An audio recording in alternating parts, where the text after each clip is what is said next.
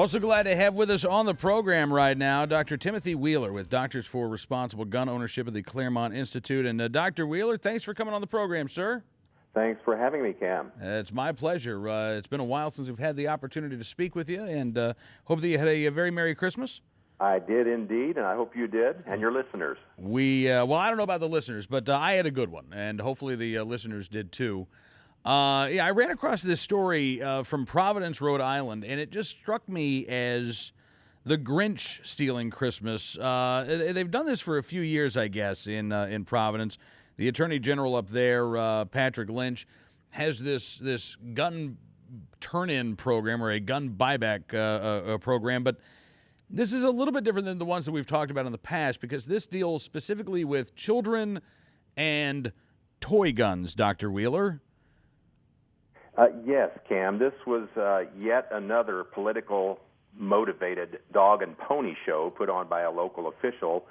And as you said, oftentimes these kinds of programs are so-called buyback or turn-in programs of real firearms. The difference with this one was that it involved little children who don't know that they're being used for political purposes. And unfortunately, this program, instead of exposing children and their parents to the idea of responsible risk avoidance and a mature approach to real gun ownership, just goes to prejudice these impressionable young children against any kind of guns and to give them the idea that all guns are dangerous at all times. And that's just wrong. Yeah, in fact, the news story quoted Diane Levin, a professor of education at Wheelock College, who said that police and parents coming together to destroy toy guns sends a powerful message to children. Well, it does, but Dr. Wheeler, I'm not sure it's a great message, quite honestly.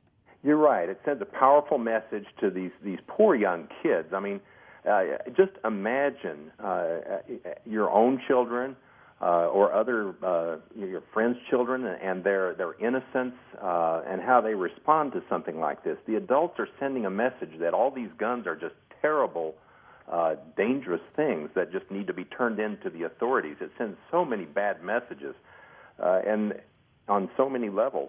And the story talks about these mothers who brought these young children in to turn in their toy guns. You've got a 26-year-old mother of 6 who wanted to wean her only son off toy guns. You also had a 28-year-old woman of 4 children who was scared of toy guns because of the violent death of the father of her 11-year-old son, and that father was gunned down in 2003.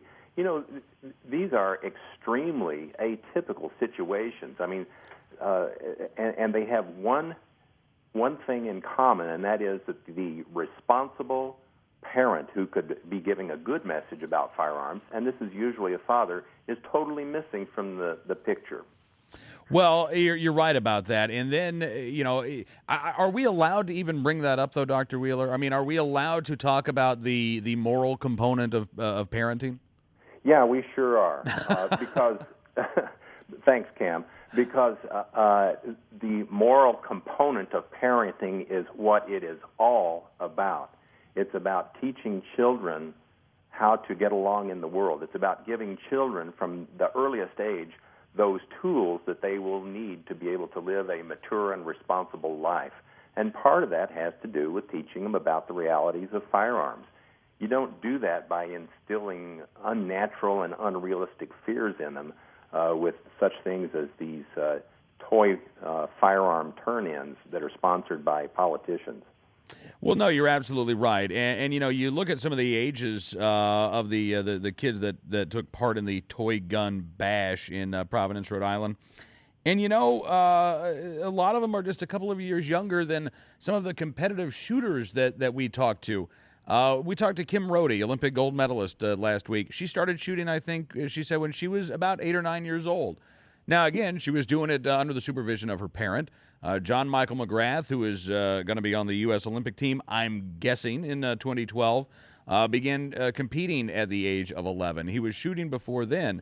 The idea that, 8, 9, 10, 11, 12-year-old children cannot learn the basics of firearm safety, cannot learn how to become a responsible gun owner as an adult, that's a fallacy.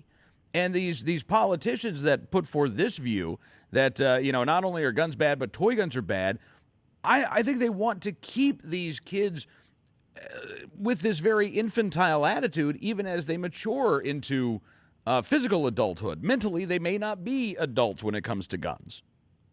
Yes, it's a very irresponsible way to approach teaching kids about firearms. You know, the U.S. Department of Justice sponsored a program, a research project back in the 1990s called Urban Delinquency and Substance Abuse Initial Findings. Basically, what it showed was that boys who were taught the ways of firearms and firearm safety by their fathers actually had a lower rate of delinquency than kids who didn't know anything about firearms, and certainly had fewer problems with firearms and a lower rate of delinquency than kids who learned about guns on the street. I mean, this is a matter of proven research as well as common sense. Mm-hmm. But the parent's role is the role of a responsible parent in teaching kids about firearms. There is just no replacement for it. Well, but you're right. But again, it comes down to the parent as opposed to the politician. Rarely will you see, I guess, the anti-gun politician who says, hey, parents, if you have a job to do and if you do it well, then you can raise your child to be a responsible adult and you don't need my help. That's right. So parents need to learn how to take control back from grandstanding politicians, like the politicians who did this toy gun turn-in Providence, Rhode Island, and learn how to have confidence in themselves that they can teach their own children responsible gun ownership and gun safety. All right, Dr. Wheeler, again, I can't thank you enough for coming on the program, sir, and look forward to doing it again very soon.